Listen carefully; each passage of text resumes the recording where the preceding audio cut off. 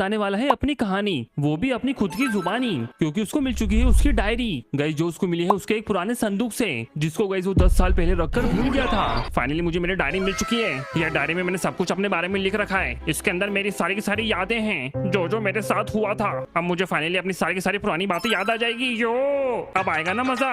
और मैंने कैरी को भी बुला लिया है। अब मैं कैरी के सामने इसको खोल के पढ़ूंगा, ऐसा करके पूरी की पूरी कहानी में कैरी को बता दूंगा, क्योंकि कैरी को जानने की इच्छा थी कि मैं कहाँ से आया हूँ। फाइनली वो दिन आ चुका है मेरी कहानी बताने का। मेरे घर में पैदा हुआ था। मेरे पापा मेरे पैदा होने से पहले बहुत ज्यादा खुश थे, यहाँ तक कि उन्होंने देखभाल के लिए अमेरिका से नर्स बुलाई थी। लेकिन जैसे ही मैं पैदा हुआ, मेरे पापा जो हमेशा हंसते रहते थे, मुझे देखते से ही वो गुस्सा हो गए, क्योंकि मेरी जो आंखें थी उनसे मैच नहीं हो रही थी। उनको लगा था कि मेरी भी आंखें उनकी तरह सुंदर सुंदर होगी, लेकिन पता नहीं क्या केमिकल लोचा हुआ और मैं बदसूरत पैदा हो गया। मुझे देखकर मेरा बाप गुस्सा हो गया और नर्स को बोला कि उसको कचरे के डब्बे में फेंक दो। अरे नर्स, ये क्या पैदा हो गया? अच्छी, इसको जल्दी से मेरे आंखों के सामने से ले जाओ। मैं इसकी शक्ल 1 मिनट के लिए भी बर्दाश्त नहीं कर सकता। उसके बाद कैरी मुझे कचरे के डब्बे में फेंक दिया गया और मेरे साथ बहुत बुरा हुआ और एकदम से मेरी पूरी की पूरी जिंदगी बदल गई। कैरी मुझे मेरे बाप ने तो निकाल दिया था, इसलिए मैं उस रात पहुंच गया कब्रिस्तान, क्योंकि बहुत तेज बारिश हो रही थी और कब्रिस्तान में एक छत थी जिसके अंदर मैंने सोचा कि मैं रात बिताऊंगा। लेकिन मुझे बहुत डर लग रहा था, क्योंकि आसपास बहुत सारी कब्रें थी। फिर मुझे बहुत ज्यादा नींद आने लगी, तो कब्र के अंदर एक बेड लगा था, तो मैं उसके अंदर जाके सो गया। फिर कैरी मैंने पूरी रात उस कब्र में उस कंकाल के साथ बिताई। लिटरली मैंने 2 बार अपना बिस्तर गीला कर दिया था डर के मारे। फिर उसके बाद सुबह होते से मैं भागा फटाफट से। फिर उसके बाद मैं पहुंच गया एक अनजान सी विलेज में, जहाँ पर मैं किसी को नहीं जानता था। कैरी उस गाँव के अंदर मुझे भीख तक मांगनी पड़ गई थी, क्योंकि मैं पिछले 2 दिन से भूखा था। पहले तो मुझे कोई भीख नहीं दे रहा था, सब लोग बस मेरी शक्ल देख के मुझे इग्नोर करके मेरे सामने से जा रहे थे। फिर मैंने गाना गाना चालू किया अपनी दुखी कहानी का। घर जला है मेरा, क्या बिगड़ा तेरा, मुझे तो मेरे बाप ने छोड़ दिया। मेरा उदास गाना सुन के पूरा का पूरा गांव इमोशनल हो गया। फिर उन्होंने मुझे 2 वक्त का खाना दिया और फिर गांव में रहने के लिए जगह दी। पता नहीं कहाँ फेंक दिया था मुझे, लेकिन मैंने वहाँ रहना चालू कर दिया। तेरी उस अनजान गाँव में मैंने धीरे धीरे करके अपना घर बसा लिया, लेकिन बहुत ज्यादा अकेला था मैं। मुझसे कोई भी बात नहीं करता था और अपने साथ नहीं खिलाता था। कैरी में अपना गुजारा करने के लिए लोगों के घरों में जाके सफाई किया करता था, वो भी संडास की। वो टाइम मेरी जिंदगी का सबसे स्ट्रगलिंग टाइम था। मैं क्या बताऊं, लोगों के घर बहुत ही गंदे हुआ करते थे, लेकिन मैं मन लगा के सफाई किया करता था और चुपचाप से चोरी भी कर लिया करता था। मैं लोगों के घरों में से छोटे मोटे सामान चोरी करा करता था, जैसे कि पंखा, बेड, और एक दिन तो मैंने एक संडास ही चोरी कर लिया। लोगों का सामान चोरी कर करके मैं अपना गुजारा किया करता था कैरी। लेकिन एक दिन मैंने एक बच्चे की स्कूल की यूनिफॉर्म चोरी कर ली चुपचाप से, जब वो सो रहा था, और वो लेके मैं भाग गया। और उस दिन मैंने डिसाइड किया कि वो यूनिफॉर्म पहनकर दूरबीन स्कूल जाएगा और बनेगा बड़ा IAS ऑफिसर, ताकि मुझे घर घर चोरी ना करना पड़े और मैं अपनी जिंदगी सेट कर लूं। तो ऐसा चल दूरबीन फाइनली बता कि स्कूल जाने के बाद तेरे साथ क्या हुआ था। हाँ कैरी बताता हूँ, लेकिन ये बहुत ही ज्यादा सैड स्टोरी है। प्लीज ऑडियंस को बोल दो कि वो रोए ना।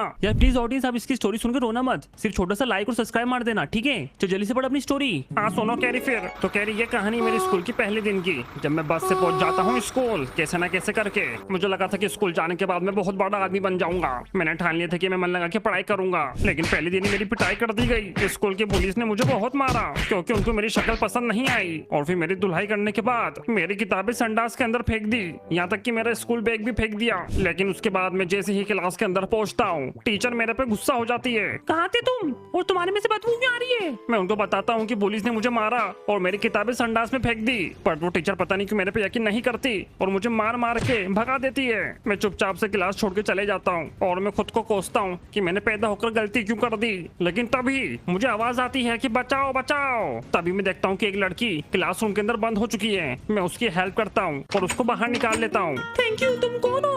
मैं उसकी आंखों में देखता हूँ और मैं दीवाना हो जाता हूँ पहली बार में ही, और वो लड़की भी मुझसे इंप्रेस हो जाती है क्योंकि मैं उसकी मदद करता हूँ। फिर उसके बाद कैरी मैं वो लड़की के साथ टाइम स्पेंड करने लग जाता हूँ। उस टाइम मुझे लग रहा था कि मेरी जिंदगी में सब कुछ धीरे धीरे अच्छा होने लगा है, लेकिन तभी उधर टीचर टपक पड़ती है और मेरे पे झूठा इल्जाम लगा देती है कि मैं लड़कियां छेड़ रहा हूँ। अच्छा पढ़ाई लिखाई की समझ छोड़ी पटा रहा है। रुक, अभी प्रिंसिपल को भड़का के आती हूँ और तेरे को स्कूल से बाहर निकालती हूँ। उसके बाद मुझे वो स्कूल से जाना पड़ता है और कोई मेरा सपोर्ट नहीं करता।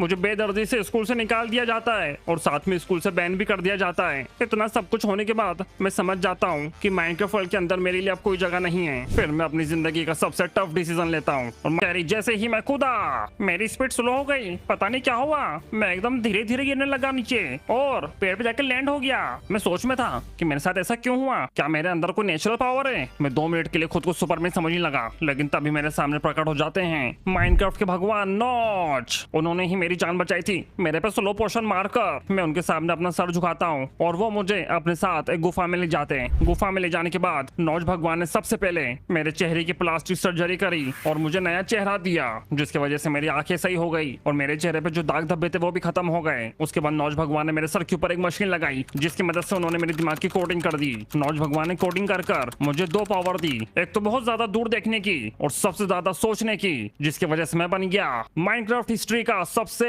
Smartest villager. उसके बाद नौज भगवान ने मुझे एक जगह के कोऑर्डिनेट्स दिए और मुझसे बोला, जा दूरबीन, यहाँ तू खुशी खुशी रह पाएगा, जाके इस बंदे से मिल, तेरी जिंदगी बदल देगा ये, और कभी भी मुसीबत में हो तो मुझे याद करना। मैंने वो नौज भगवान की बात सुनी और उनकी बात सुन के मैं चले गया उनके दिए हुए वो कोऑर्डिनेट्स पर। यार दूरबीन जल्दी से बता, तेरे को वो कोऑर्डिनेट्स पे कौन मिला फिर? अरे मुझे बताओ वहाँ पर कौन मिला। उस कोऑर्डिनेट पे मुझे मिला एक ऐसा